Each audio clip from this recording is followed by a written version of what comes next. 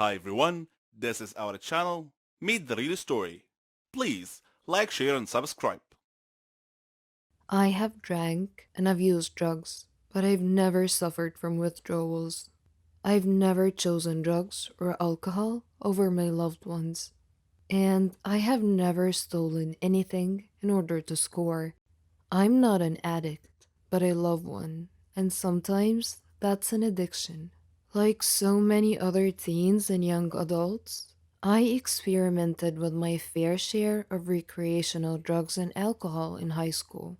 So when my younger sister started doing the same thing when she was 14, I wrote off her new habits as reckless, youthful behavior. She would grow out of this phase eventually, I thought, just like I did. But instead of getting bored with the lifestyle and moving on, she craved more of it. And by the time she was 19, the party drugs she was using were not even enough for her. And that's when she found heroin. One of the first things that gave away her addiction was her eyes, usually big and blue and full of light. They became dark and dodgy orbs that could never quite focus, never look you back, never hold your gaze. The look I had once found in them was long gone, and I felt uneasy whenever our eyes met, which, as she began to use more, became less and less frequent. As drugs became a bigger part of her life, everything else became smaller, even me.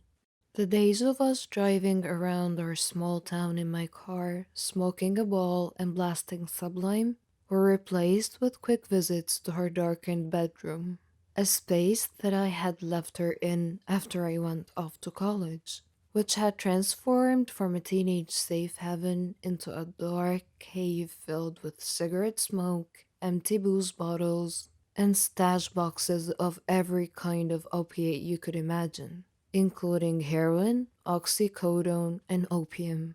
The evidence was right in front of me, but sometimes it's easier to ignore the obvious than it is to embrace the uncomfortable. When we went out, which was rare because it was nearly impossible to get my sister away from the comfort cave she had built for herself, I wrote off her frequent visits to the bathroom and lack of appetite as stomach problems or even body issues. When she didn't laugh at our favorite comedy sketches, I told myself that maybe she'd just seen it too many times for it to be funny anymore. When she stayed up until 4 a.m. in the morning and slept until 3 p.m., and when she started wearing long clothes in 90-degree weather, when she couldn't hold a job, when she got her hands on money she couldn't explain, and when I actually found her stash in her purse when I was snooping one day, I just kept telling myself, she's young, she's rebelling, she'll move past this phase. I was 24 and living in Brooklyn when my 21-year-old sister called me and admitted it. Plainly and almost optimistically, she was an addict. I think you already know this, she said, voice shaky and a little too loud.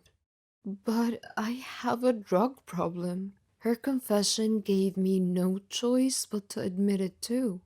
And suddenly, my entire world had changed. The lying, the stealing, the cheating, the messy parts of an addict's life don't really change from one user to the next. They're just as dark, just as sad, and just as unforgivable as you would imagine they would be. And they're not worth the reliving and writing because I relive them every day in my own mind. Loving a drug addict is all consuming and inescapable. It's on your mind all the time. You become a husk of a human whose insides have been entirely replaced by anger, fear, and resentment, and suddenly those feelings start to bubble over into every part of your life. The little voices in your head start to tell you to be suspicious of everyone in your life. Because if this one person could betray you, if your loved one could steal from you, If your own little sister could stare you straight in the eyes and swear up and down they haven't used, when you know damn well they're hiding the drugs in their bra, then who can you trust? Your constant suspicion makes you angry too. Angry at your loved one for getting addicted in the first place. Furious at the family who sat back and watched it happen.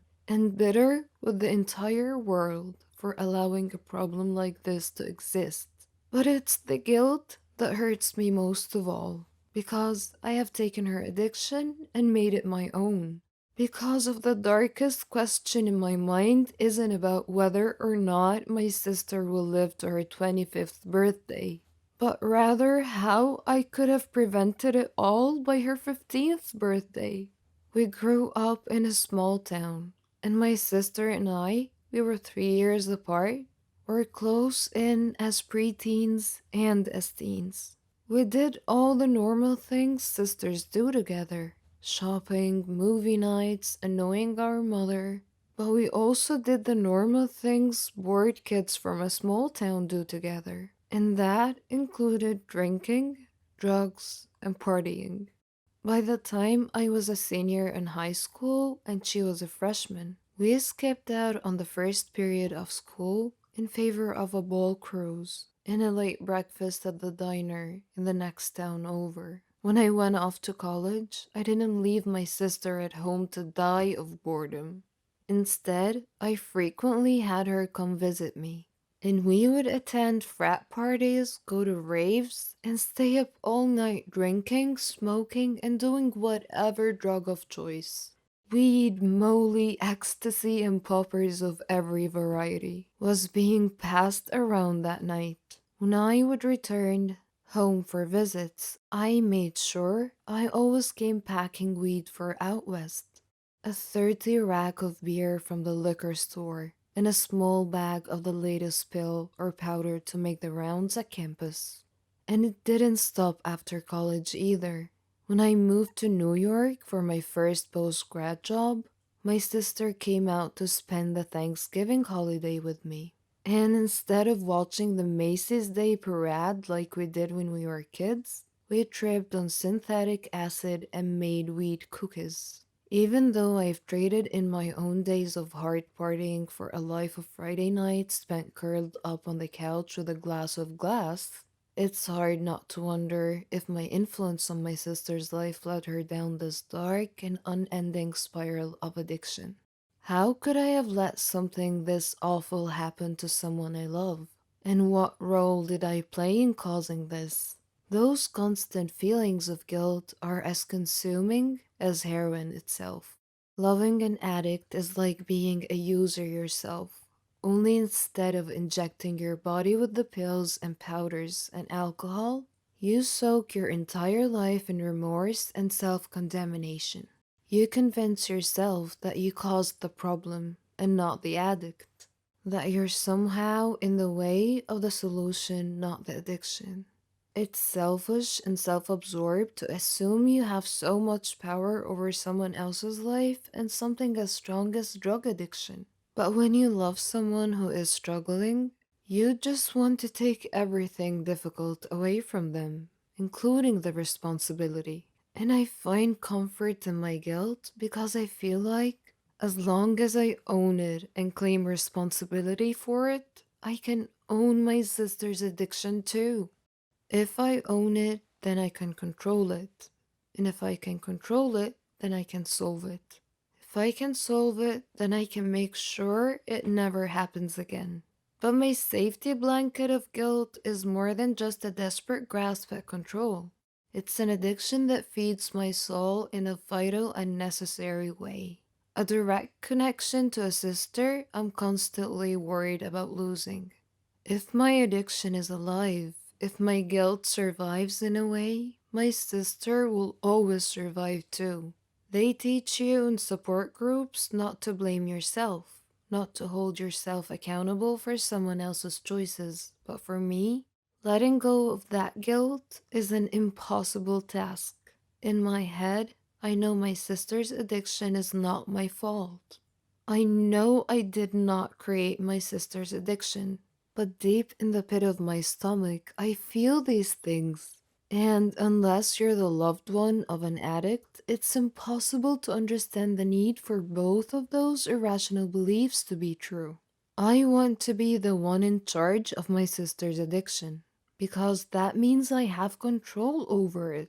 And that means I can make it go away just like I made it happen.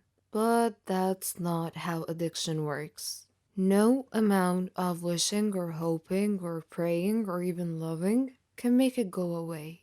We think of love as this powerful force in our lives, something that comforts us and keeps us safe and warm.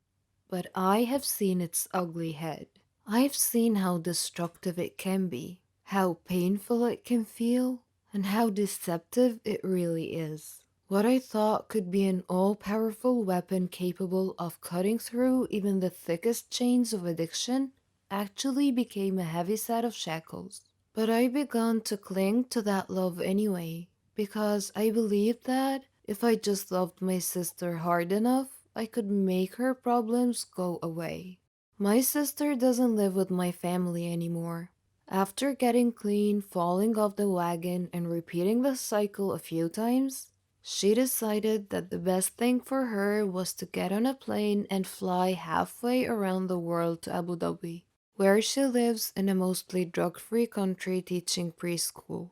She needed time and space to get away from her addiction, but no matter where in the world she runs to, my addiction to her won't be far behind.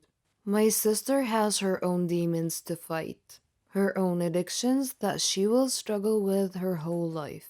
But so do I. I'm addicted to fixing her, addicted to keeping her safe.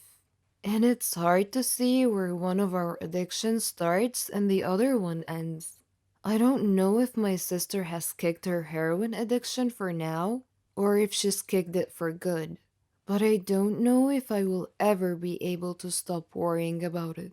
However, there's one thing that I know. I love my sister, and that's a habit I will never be able to kick. My name is Ricardo. Though I am a 21-year-old, my body is the size of a 10-year-old boy because I was born with a disease called Prader-Willi syndrome, PWS, which stunted my body growth while allowing my mind to continue developing. Most people would consider PWS to be a curse, but it was a gift for Dad and me because we took advantage of this situation. My story starts when Dad's company accused him of embezzlement and fired him. The scandal and shame of this incident kept him from getting any other type of work, so we left our country to start a new life elsewhere. Dad was still unable to get a job because his old company always gave him bad references when called by prospective new employers. Dad was worried about our future, so he improvised and came up with a scheme to turn me into the goose that laid the golden egg. You see, children always bullied me due to my small body size. Luckily, my mature mind helped me avoid fights most of the time. One day, Dad asked me if I wanted to become famous, and I said, sure. He told me that we needed a way to gain people's sympathy, and he explained his plan. We went to the garage and found some old torn clothes that he asked me to wear. Then he poured dirty water on me. Then he made a recording of me crying and explaining that I had been beaten by some bullies in our neighborhood.